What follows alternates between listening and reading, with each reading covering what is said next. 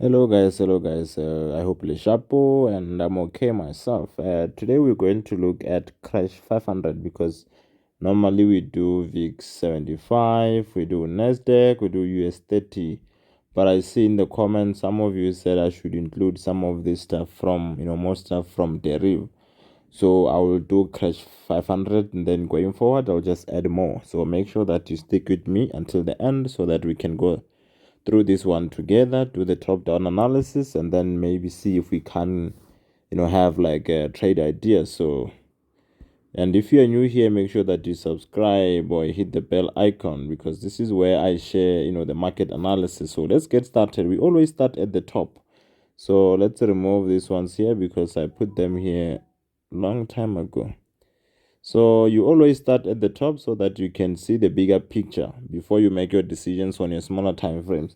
Because if I just go straight to, like, if I'm trading H1, I just go straight to H1 and open the chart and make decisions or start trading from there without having to check what the bigger picture say or the bigger time frames are saying. You will be, most of the time you'll go against the bigger structure and then you see the structures on your time frames failing and you won't even know what's happening, which is why I always, suggest that you start with the bigger time frame. So let's start with our monthly chart here. So on this monthly chart, remember, we can see that the price, when it was going down, maybe let's change the color, it moved like this and then did that and then it went down like that, which means the low was here. We did what? We had a lower low this side, right? So that's when we could put a bearish trend line here like that, right? So with this being our bearish trend line, this was our this was our nearest area of what? Of resistance on monthly, and we didn't have a support as yet because of what? We didn't have anything to the left. We don't have any price action here. If you try and on my phone, this is all that I can see. So we don't have much to the left. So we didn't have the support. So now the price moved up and it went above this resistance that we had. And when a resistance is broken, because you need to, always you must have a zone above and the zone below. So when this one is taken out, you move up, you trace that price, move up and look for the next one. So here we can see that this is our next area of resistance, and you can put this as your what? As your support. Now this is your support and this is your nearest area of resistance. So you can see that if you were to comment, you can see that the price has been moving nicely to the upside and it's slowly approaching your resistance, meaning if you have been getting trades to go up or buy trades, you should be planning to sort of tighten your stop losses, place your TPs, because of what? The price has been sort of extended for a while now and we are approaching an area of what? Of sellers, which is why you need to make sure that you secure your what? Your trades. So that's all that you need to know. I would say that maybe let's just put a horizontal line here because this is our what? This is our resistance. It starts at this horizontal line. So let's then move down to weekly. On weekly, we can see that our monthly zone starts here and then it goes all the way until there, I think. Yes, but we just want to see where it starts so that once the price gets there, if you've been getting trades to go long, you know that now it's no longer safe for you to continue going long because of what? You have hit a pool, a bigger pool of what? Of sellers, which is a monthly area of what? Of resistance. So let's see what we have here. We can remove this because it does not belong here. It was drawn on what? On monthly. And the same thing that we did on monthly, because this is still a higher time frame, you need to know your zone above and your zone below all the time so that you can have an idea to say that on this time frame I think the price could be trying to move from this to there. Because if you don't know, you can see the price is moving up, but where do you think it is most likely going to struggle to pass, or it's going to find area of resistance? You see, so that when you are trying to search for trades, you know where to search for trades. If you don't know how to identify the key areas, then you'll end up searching for trades in the middle of nowhere where you can lose, like take unnecessary losses. So let's just try and identify an area of what? Of a zone above and a zone below.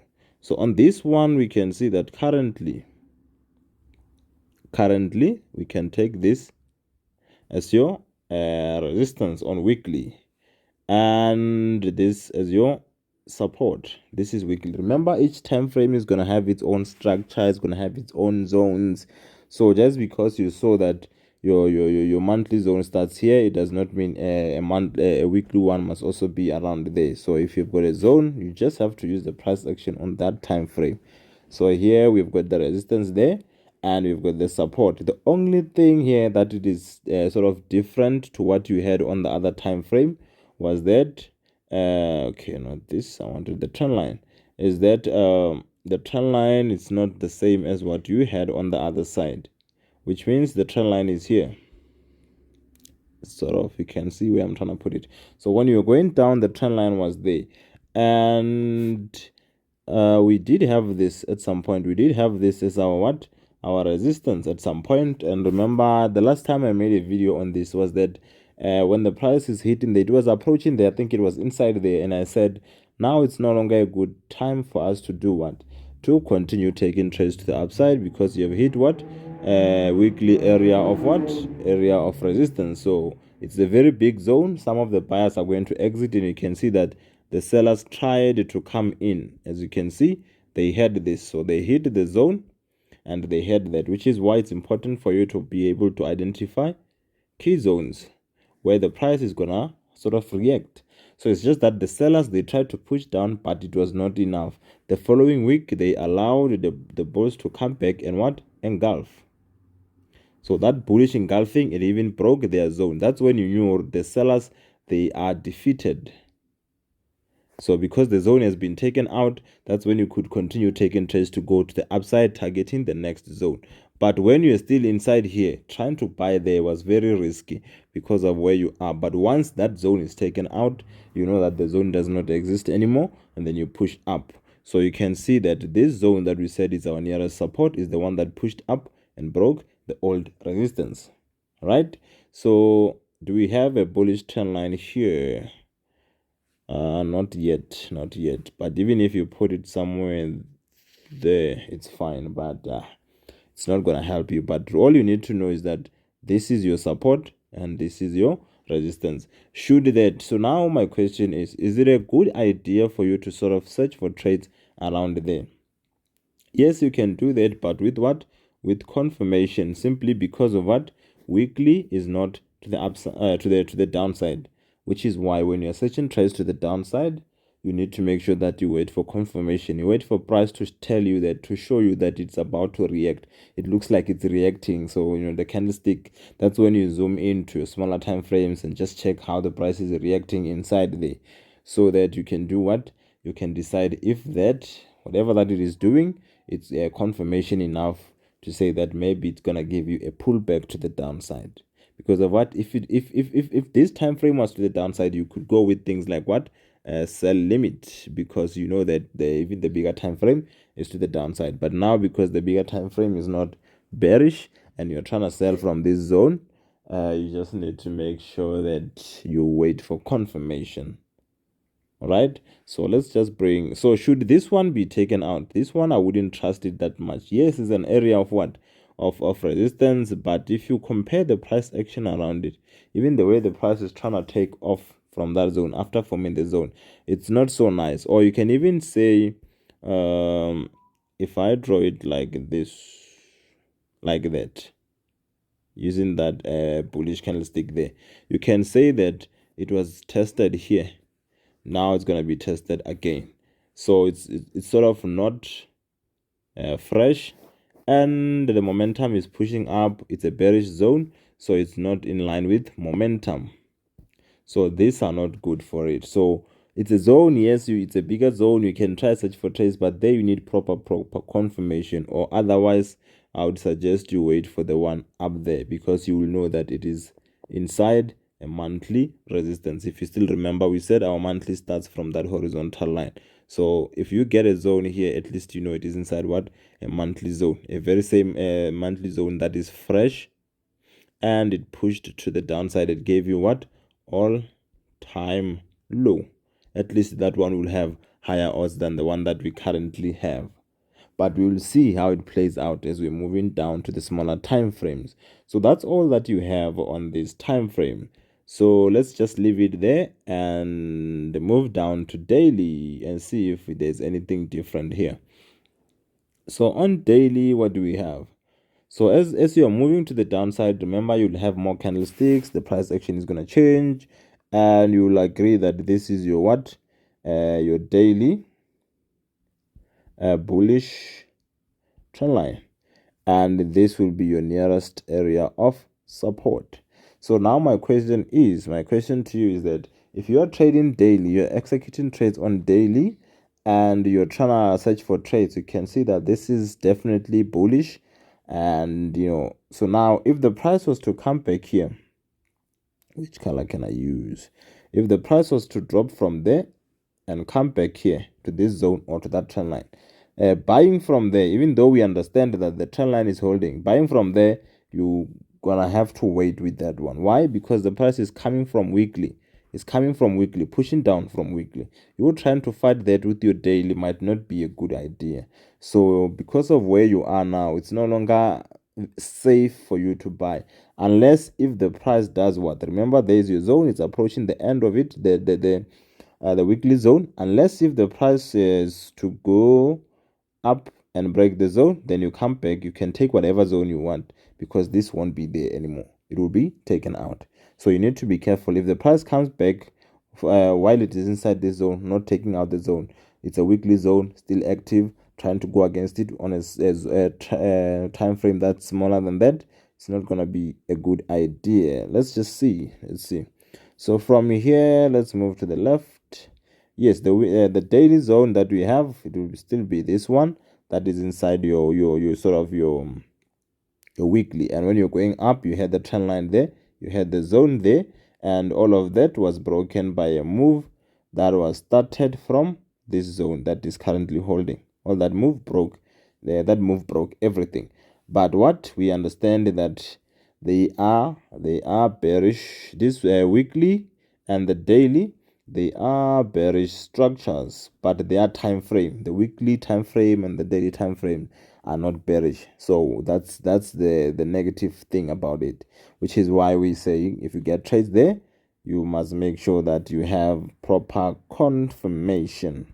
So I would feel safe in taking the one from inside, but if it turns from this, it is still, you will know why it turned, because of what it didn't just turn in the middle of nowhere. There's a zone there.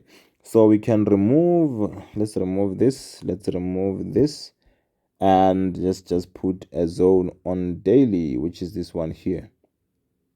There is your nearest support. So let's go down to H4 and see what you're gonna if you find anything this side. So you can see it's like the trend to the upside is very strong. It's very strong. It's been moving up, coming back to test the zones, giving you all these rejection candlesticks, pushing up. But now, because of where you are, it's no longer safe. So from here, what we can do, or what I can suggest that we do, is that unless if you are not planning to hold your trades for too long, should you get something inside that weekly zone, make sure that you sell. But because you're coming from weekly, don't expect this to be broken. Don't just assume it will be broken. All I'm saying is that when you come back, you don't know what's going to happen. This is not broken yet.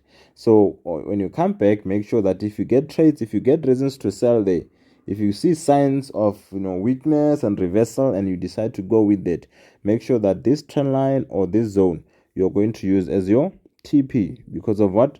They are not yet broken. So we cannot just assume that because the price is coming from weekly, it has to come down and break them. We cannot go like that. It has to break them first for us to say they are no longer there. When we are trading, we know we're just going to neglect them. But for now, we're not going to buy from them because we're coming from weekly, but we can use them to exit our trades.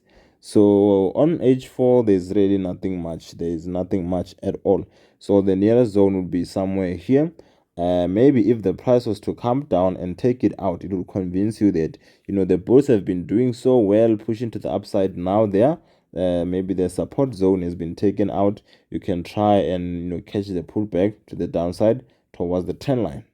But currently, there is no even a single even if you sort of assess the candlesticks individually, there's nothing that says that the bears are sort of trying to gain some momentum and push to the downside, which is why we know we're inside the weekly. But that weekly, I showed you the reasons why it's not like so great. So maybe if you were to get like the momentum to shift and then you catch the pullback, will be that proper confirmation that I said. If you want to go short, make sure that you get what proper confirmation. I don't like doing H1, but let's just see what we got here.